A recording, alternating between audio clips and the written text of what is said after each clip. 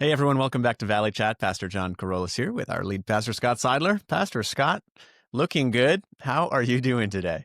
I got my puffer jacket on, John. I've got my shades going here in sunny Scottsdale. I understand it's 9 degrees below zero in my home stomping grounds of Northern Illinois, Chicago, Joliet, Morris. Yep. I'm guessing it might be as chilly up in your stomping grounds of Ontago. What's the report from your neck of the woods? It sure is. They're getting a bunch of snow. They're in a winter storm warning from last night till tomorrow morning. So it's that time of year. Wow. I wonder what a winter storm warning feels like. Well, I'm wearing my sunglasses right now because, John, as the saying goes, the future is so bright, I got to wear shades. So I wanted to start out. I won't beleaguer the podcast with my sunglass wearing for the entire time, but that's the word on my heart right now. The future is so bright, I got to wear shades. We're excited. It's an exciting time. There's all kinds of things that we're thankful for that have recently taken place. There's all kinds of anticipation for the things that are coming next. Fitting that we find ourselves in the liturgical season, the church calendar season of Advent preparation for the arrival of Christ in Bethlehem and the gifts that he brings to us.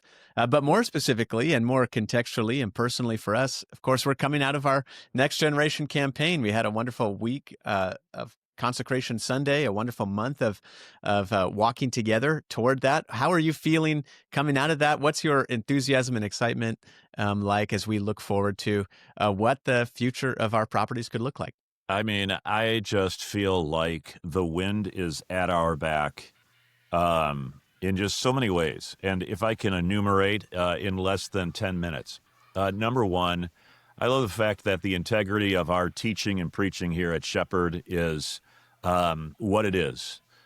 We are a Lutheran congregation focused on the grace of our Lord Jesus Christ, rightly dividing law and gospel, administrating the sacraments according to Christ's institution. We've got 10 baptisms between yesterday and the end of the year. We've got children being baptized. We've got adults being baptized, adults in America who are saying, I want to align with the Christian church. So I love that about us. I love our worship is focused on Christ. We use the best of the old and the best of the new in order to align with this Advent liturgical season we're in and prepare for Christmas. And while all that is going on in kind of the heart of our congregation, like you just mentioned, we're in the midst of a capital campaign season because this 45-year-old set of properties on our Shea and Mountain View campuses needs a little tender loving care. And on November 23rd, we had $2.2 million in pledges. Now, 3 weeks later, we're at $2.3 million. $136,000 has been remitted. And what that just tells me, John, is that there is a growing sense of excitement about where we are going as a congregation, but more than that, why we are growing and going there as a congregation. Something good is happening here. Kind of what's your take as you're seeing this and really you serving as maybe more the lead pastor for the Mountain View campus and our preschool ministry? Yeah, it's a pretty incredible time. I mean, I just find myself very grateful, very humbled to have the opportunity to serve, in the capacity that I do on Sundays with our Mountain View worshipers and throughout the week at the preschool. This week we've got our 4-year-old Advent programs or their little Christmas pageant programs, and they sing a few songs and they bring all kinds of family with them. Just 20 or 30 students manifests itself into 100, 150 participants in those events. And what I have the opportunity to do is chat with extended family members, maybe grandparents, aunts and uncles, neighbors who want to come and see the kids sing and hear their excitement about the school that their kids or their family is a part of, and share that, that I also have that same great joy and gratitude for this place. Just so proud of our staff and the way that they nurture and help develop these kids toward the lives that God is calling them to live. And then on the church side, really, there's this profound encouragement that comes from seeing the response toward a future-oriented project like the Next Generation Capital Campaign. with the people that I know best, as far as the ones that I walk with on Sundays, sing next to during the songs, preach to from the altar. It's a incredible gift and great encouragement just to my faith and to my connection here at Shepherd of, you know what, these people are on board. They're excited about the future. They want to be a part of the conversations steering our congregation, checking in and saying, hey, I've got this particular proficiency. I've got this gifting. God's given me this path. Is there any way I can contribute to and walk with you guys along this project? So seeing that, receiving that, feeling that, having those conversations, people wanting to know what's going on, wanting to be plugged in on what's going on. It's great. It just fuels me for the next season and for the future. It really is something I get super excited about. I think about, I'm a structures guy. And so I think about the structure on the one side of the way that God has resourced this congregation. We use the three words time, talent, and treasure. And certainly living here in Scottsdale, we have a lot of treasure. We have a lot of financial capacity, but we also have a lot of leadership capacity. A lot of our older adults have now retired, and they are asking the question, how do I leave behind a legacy, not just of wealth or financial resource for the congregation, but I've done my work, and now I really want to do my passion. And so we really have these resources on the one hand, and then on the other piece, this year we have really asked the question here at Shepherd in a way that, for me, after 30 years of ministry, I've never really done to this degree, asking the question, where is God taking us by way of vision? So when you pair resource with vision, you get to this this middling place where the operative discussion is, how do I align the resources with that vision? And how Yeah. do I do that in a way that's sustainable? So it's not just we're hot at the beginning and then all of a sudden, a year later, we're off to something else. But how do we really elongate that ability on our part to stick with it and to really accomplish that which God has placed on our heart, whether it be the growth and development of our preschool, the increase in the worship population of our church on both campuses, the increase of our children's ministry, the degree to which we as pastors are spending quality time visiting the members, the households of our congregation, and asking, how can we support you in whatever it is in your private conversation with God? God is nudging you to pursue as an act of faithful discipleship.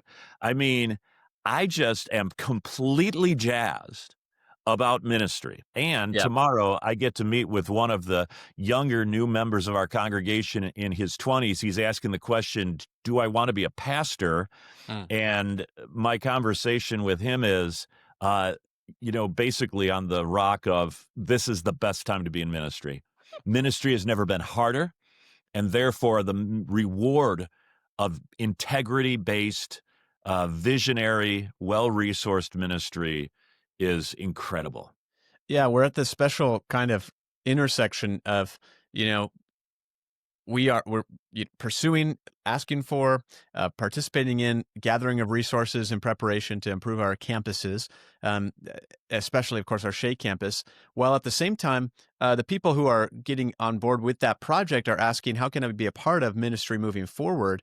And the vision work that we've been doing, as you've been alluding to with 5.2, helps us answer that question with incredible accuracy, specificity, and enthusiasm as well, and saying, hey, we're excited about growing that worship attendance. We're excited about increasing the ways that people are connected into helping out in serving at this ministry. We're really focused on being a place where that Right. personal connection is the nucleus of our spiritual development, our spiritual growth for each other. Yep. How can we be a church that isn't trying to capitalize and monopolize your time, but Mhm. rather, how can we help you make the most of your time when you're not That here in that sharing God's love with your neighbors and expressing 100%. the wisdom that He has given you into the lives of the people around you? And so, it seems to really be resonating with people who are Yeah. really wanting to have that genuine, concrete kind of faith that's making a difference in their lives. So many of the newer members are families with young kids who are feeling that instinct to become a part of something that's going to really help them grow their families and grow with their families in the best possible way. And there's no better way than to do that, under God's design and under His direction. And we find that in spiritual community.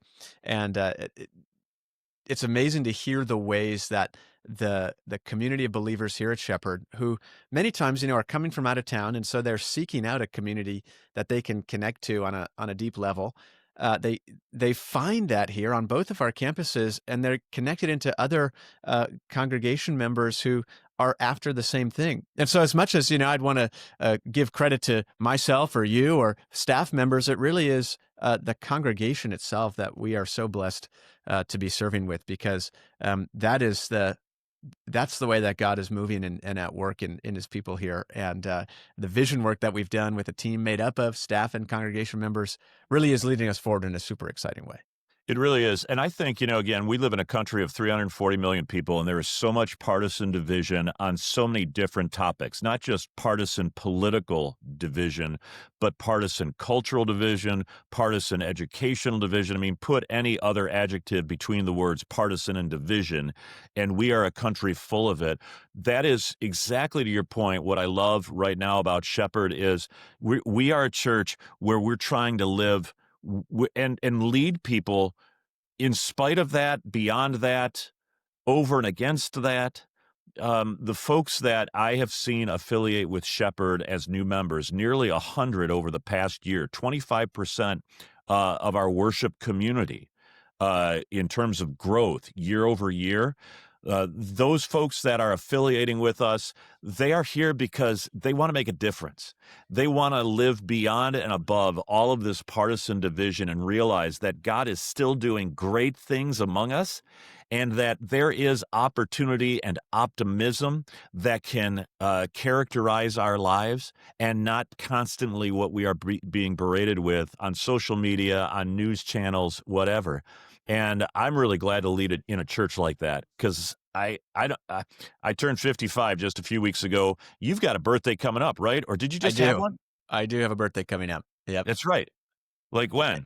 December On the 25th? 19th, just 10 days from the recording of this episode. I love that. 10 days, you're going to be 28 years old. That's Anywho, right. the larger point, 31, right? That's right. That's right. That's right. God, 31, John. That is crazy that you got here at 26. 27, right? 26. 26. Yeah. That is It's been a ride. crazy. Anyways, all that to say, I don't even remember what my point is, except just to say I love being at Shepherd right now. Yeah. And man, how do we live? 55 years old. Here's my point. I'm too old for this. I don't have enough years left to waste my life chasing partisan, divided priorities. My Yeah. life is lived for the gospel, and that's what we're living for here at Shepherd, and that's the joy that I want to have with you and with the whole team and with the church. And I think that's why people are joining this church, is because we are going somewhere better than what this world is presenting us with as far as options go. Your thoughts?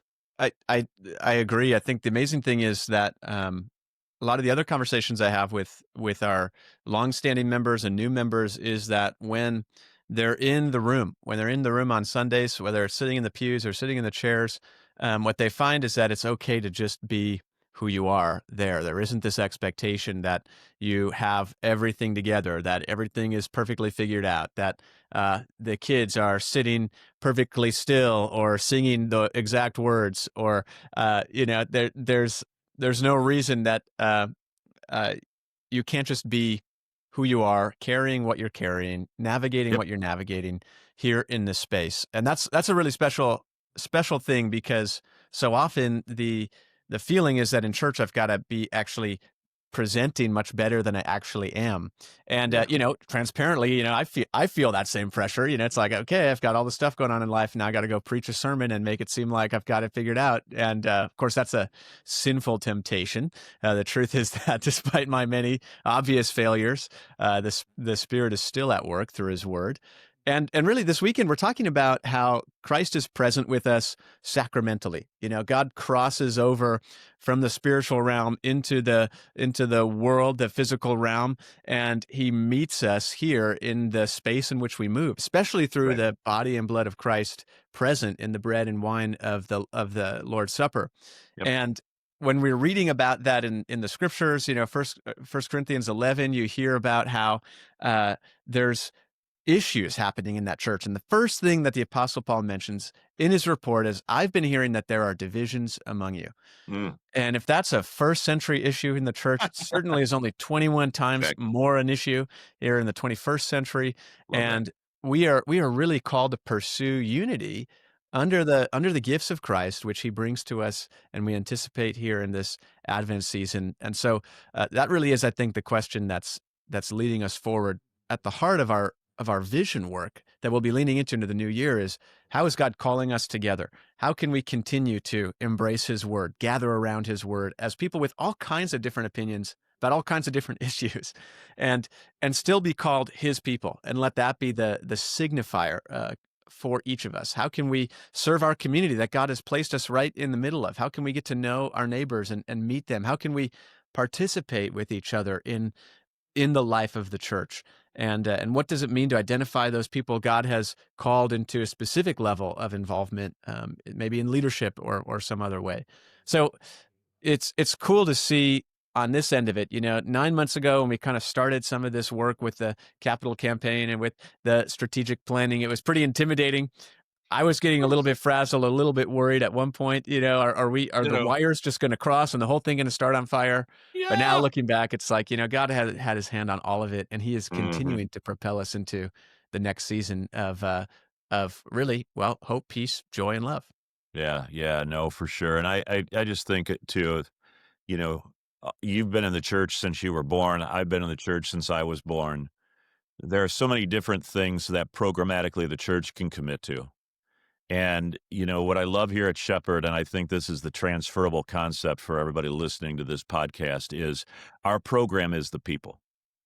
Our program is not raising money. Our program is the people. And therefore, sometimes along the way, we do a little special fundraiser for our buildings. We do a fundraising push for our operational budget. We do, a programmatic push, as we're going to do in the new year, a small group ministry. But we're not doing small groups for the sake of having a small group. We're doing small groups for the sake that people's lives can be positively affected by that. There really is a fine line separating program for program's sake and program for the sake of people. And I think that's the hardest piece of the puzzle in a church transition. We're in year 6 of a very major transition here at Shepherd, and I think that is a lot of times when a church gets into a crisis, when a church goes through a tough time, a lot of times that's because program for program's sake has replaced program for the sake of the people.